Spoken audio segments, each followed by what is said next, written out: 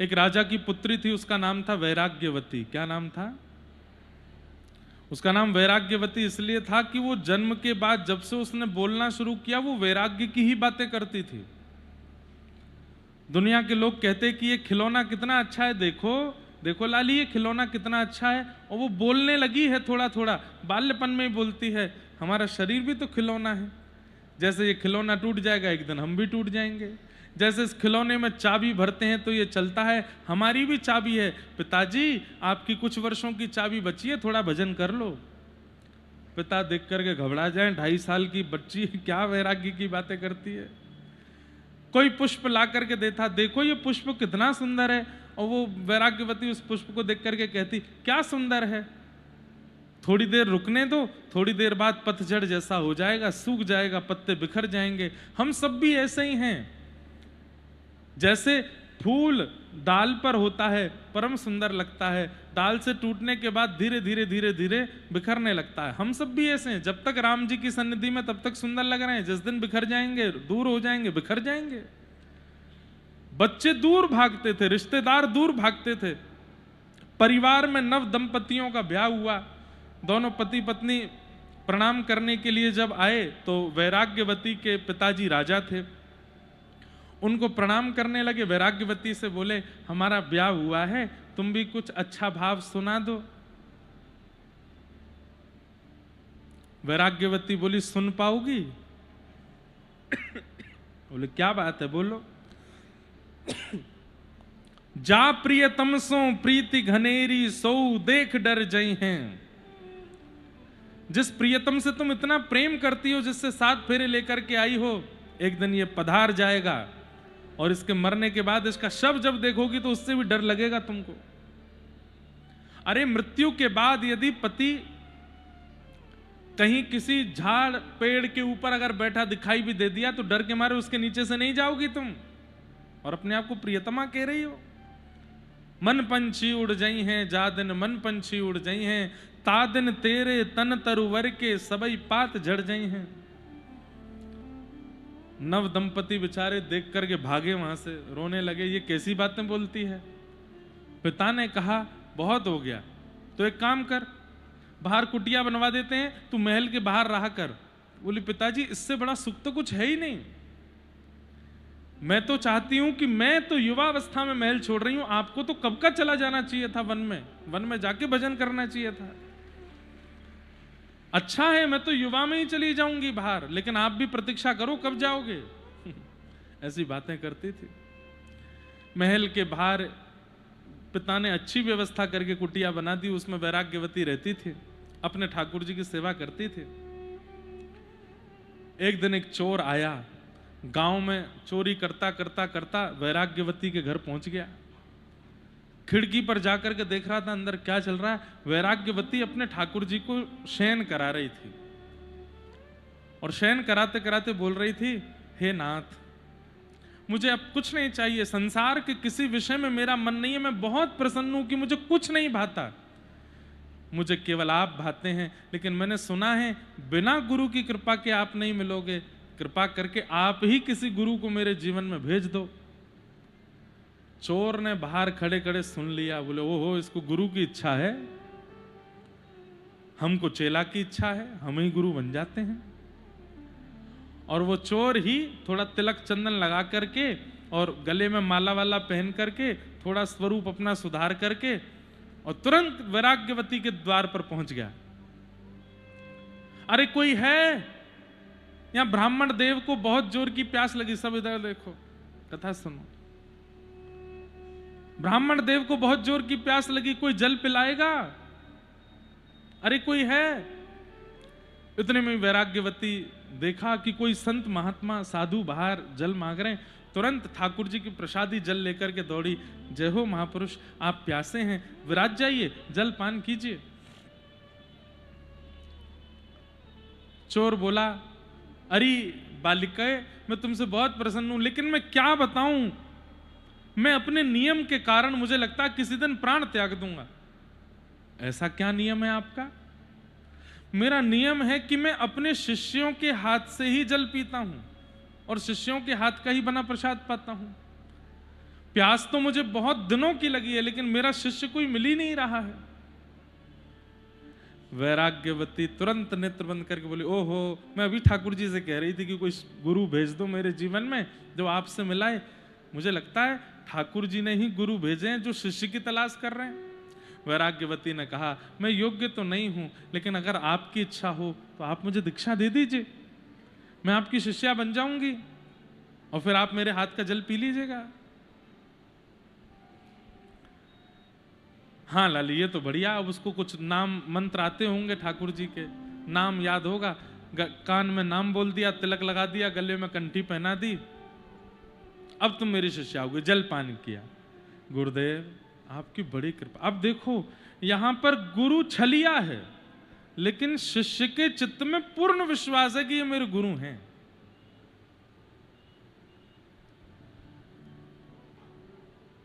मुझे आज्ञा कीजिए ना, मुझे राघव जी कैसे मिलेंगे? बोले राघव जी से मिलना है? बोले हाँ, तुम्हारे पास जितनी संपत्ति है, जितना सामान है, सब लेकर के चलो। आश्रम में एक बहुत सुंदर उत्सव करना है हमें, उस उत्सव में हमें जरूरत पड़ेगी, सब ले जाकर के गुरु जी के आश्रम में लगा दो, राघव जी तुमको मिलेंगे।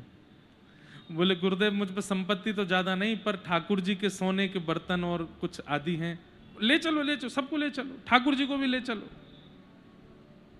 वैराग्यवती ने तो झटपट सब सामग्री रखी। गुरु के वचन अटल कर मानो, मेरे गुरुदेव कह रहे हैं राघव जी ऐसे ही मिलेंगे। सब सामान इकट्ठा कर लिया, ले जाने लगी। गुरुदेव बोले, अरे तुम इतना भार कैसे उठाओगी, लाओ थोड़ा मुझे दे दो। नहीं नहीं गुरुदेव मैं उठा लूंगी। ठाकुर जी वाला तुम रख लो, ठाकुर जी अपनी को, बाकी सामग्री मुझे दो, मैं लेके चलता। लेके चल रही है, अपने गुरुदेव का मुख भी नहीं देख रही, केवल चरण देख रही। कितने कोमल चरण हैं इनके, कितने मधुर मेरे गुरुदेव हैं। वो चोर हैं वो। चलते चलते चलते एक रास्ते में कहीं पहुंचे। गुरुदेव ने कहा, हमारी दीक्षा की एक परंपरा है, वो तो हम करना भूल ही गए। बोले क्या? बोले इस पेड़ के पास खड़ी हो जाओ। वैराग्यवती खड़ी हो गई, उसको रस्सी से बांध दिया वैराग्यवती को, और कहा ये सामान सब हम ले जा रहे हैं, आश्रम पर रख के आते हैं, जब तक हम आश्रम जाएंगे और लौट के आएंगे ध्यान रखना, हमारे आने के बाद ही ठाकुर जी तुमको मिलेंगे, जब तक मैं ना आऊं यहां से जाना नहीं। ये हमारी दीक्षा की एक परंपरा है, ये तब तुमको करना पड़ेगा। जो आज्ञा गुरुदेव, मैं कहीं नहीं जाऊंगी, आप जाइए। सब सामान सट्टा लेकर के चोर महाराज तो वहां से भाग गए, उसको बांध के चले गए। क्योंकि अगर संग लेके जाऊंगा तो सब जानता है नगर कि वैराग्यवती राजा की पुत्री है, ये कहां चोर लेकर के घूम रहा है, मेरे सब पोल पट्टी खुल जाएगी। तो वहीं बांध के भाग गए।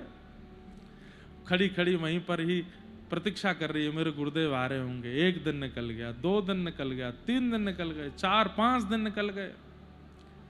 वहां 5 दिन के अंदर राजा को पता चला कि बाहर जो वैराग्यवती की कुटिया थी उसमें वैराग्यवती है नहीं। अंदर जाके देखा तो सब सामान वहां से गायब, ठाकुर जी गायब। राजा बोले क्या हुआ, कहां चली गई? अपनी पूरी सेना लगा दी ढूंढने के लिए। एक सेना की टोली ढूंढते ढूंढते जंगल की ओर गई, वहां उनको वैराग्यवती मिल गई। आंख बंद करके प्रसन्न मुद्रा में गुरुदेव की प्रतीक्षा कर रही है। सैनिकों ने जाकर के जैसे ही राजा को बताया, राजा आए, आकर के देखा वैराग्यवती, आंख खोलकर, पिताजी मेरे पास मत आना, मुझे खोलिएगा नहीं। और आप लोग क्यों आ गए यहां पर? मैं ठाकुर जी से मिलने वाली हूं, जाइए ना यहां से।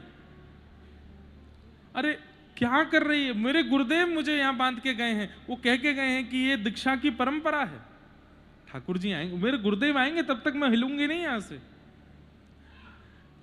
राजा रोते रोते बेचारे किसी अन्य शिष्य गुरु के पास गए, उन्होंने समझाया, वैराग्यवती नहीं मानी। एक दिन नारद जी महाराज उस नगर में भ्रमण करते हुए आए। राजा ने नारद जी से कहा, नारद जी महाराज वीणा लेकर के आ गए। बोले देवी मैं भक्तराज नारद हूं, तुम्हारे गुरु जो हैं वो साक्षात चोर हैं। वैराग्यवती बोली चोर होंगे आपके गुरुदेव, मेरे गुरुदेव के बारे में गलत सलत मत बोलिए, मेरे गुरुदेव आएंगे, ठाकुर जी से मिलाएंगे। नारद जी बोले इतना विश्वास? अगर मैं महादेव से बुलवा दूं तो राजा बोला आप बुला दो, महादेव आ जाएं, थोड़ा वो बोल दें तो ये मान जाएगी। कैलाश पे जाके महादेव को सब बात बताई, बोले चोर गुरु बना लिए हैं, वो बांध के चले गए और शिष्या उन्हीं की प्रतीक्षा में खड़ी है, महादेव आप जाके बोल दो कि वो गुरु नहीं है, चोर है। देव आदिदेव महादेव नंदी पर विराजमान होके त्रिपुंड धारण करके त्रिशूल लेकर के वैराग्यवती के सामने आ गए। दूर से प्रणाम किया, जय हो महादेव, आपके दर्शन हो गया। लाली वो जो तुम्हारे गुरु हैं वो गुरु नहीं है, वो चोर हैं, वो नामी चोर हैं। उनका नाम बता दिया, बोले आसपास के क्षेत्र में प्रसिद्ध चोर हैं। वैराग्यवती बोली महादेव आप चाहे जो बोल लीजिए, मैं अपने गुरुदेव पर अविश्वास नहीं करूंगी। राजा बोला आपकी बात भी नहीं मान रही, इनकी भी नहीं मान रही, क्या पता दुर्गा मैया की मान ले, उनको बुला लाओ, आप पार्वती जी को ले आओ। पार्वती जी आ गई, उन्होंने कह दिया, तब भी नहीं माने। अंत तो गत्वा बचे नारायण। नारायण प्रकट हो गए शंख चक्र गदा पद्म धारण करके। वैराग्यवती ने दूर से प्रणाम किया, दंडवत किया। ठाकुर जी की रूप झांकी देख करके खूब बलैया ली, नेत्रों से रोने लगी, मेरे नाथ मुझे मिल गए आज। ठाकुर जी ने कहा हम बहुत प्रसन्न हैं तुम्हारी निष्ठा से, लेकिन हम तुमको बताना चाहते हैं कि तुम्हारे जो गुरु हैं वो चोर हैं, वो उचित गुरु नहीं है। वैराग्यवती बोली आज मेरे जीवन का सबसे बड़ा फल मिला कि मुझे साक्षात नारायण दिख गए, लेकिन माफ करिएगा प्रभु, मेरे गुरु तो सर्वश्रेष्ठ हैं। ऐसे कौन से गुरु होंगे जो 7 दिन के लिए शिष्या को बांध के गए, महादेव नारद जी नारायण सब प्रकट हो गए हैं सामने आकर के दर्शन दे रहे हैं। ये मेरे गुरु की कृपा नहीं है तो क्या है? आप उनको चोर कैसे कह सकते हो? अरे दुनिया के बड़े बड़े मठाधीश, बड़े बड़े गुरु बैठे हैं, अपने शिष्यों को दीक्षा देते हैं, वर्षों वर्ष निकल जाते हैं, ठाकुर जी की झांकी नहीं दिखती। एक सप्ताह में सारे देवता मेरे सामने आकर के खड़े हो गए, ये मेरे गुरु की कृपा नहीं है? ठाकुर जी महादेव को देखे, महादेव नारद जी को देखे, बोले भैया प्रणाम है इसको। तो बोले अब दर्शन हो गए, अब तो जाओ तुम अपने। ना, मेरे गुरुदेव जब तक आके मुझे नहीं खोलेंगे मैं नहीं जाऊंगी। भगवान बोले मैं प्रकट हो गया हूं तुम्हारे सामने, अब तो मान जाओ। नहीं, मेरे गुरुदेव। ठाकुर जी महादेव को संग लेकर के बोले इसके गुरु को पकड़ के लाते हैं। गुरुदेव 5-6 गांव दूर कहीं पर डकैती डाल रहे थे। ठाकुर जी पहुंचे, रात्रि का समय, घर में घुस रहे थे, मुंह पर कपड़ा वपड़ा बांध के। पीछे से ठाकुर जी ने कहा, सुनो। पीछे मुड़ के देखा तो शंख चक्र गदा पद्मधारी ठाकुर जी। भगवान आप भगवान हैं? अरे आप महादेव हैं।